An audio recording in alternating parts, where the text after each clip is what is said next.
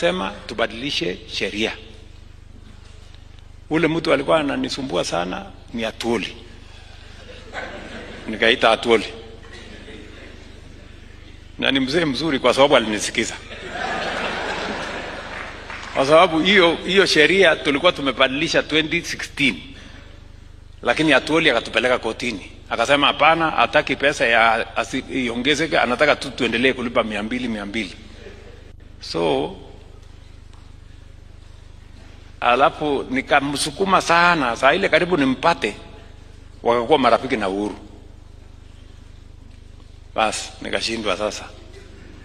Sasa wakakaa hapo na Uhuru, wakapinga hiyo maneno. Sasa Mungu ni nani? Si mimi nimekuwa rais? Sikumaliza wiki 2 kwa hii ofisi, kaita Atuoli.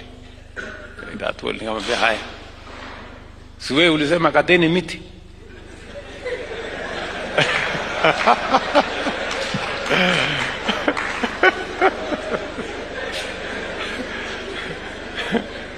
Lakini haikuwa mapenzi ya Mungu hiyo ulikuwa unasema.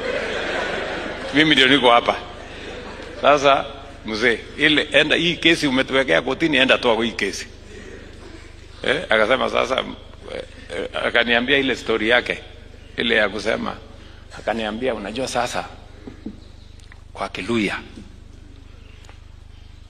baba akiondoka alafu ukute mzee fulani anatoka kwa nyumba ya mama yako,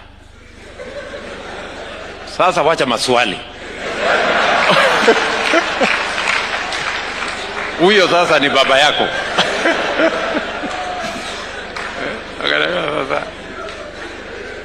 So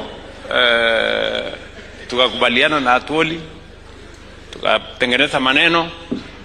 Sasa leo kwa hii Kenya, vile inafanyika Uganda, vile inafanyika Tanzania, vile inafanyika duniani kote, sasa kila mtu anaweka kwa hazina percentage ya income yake.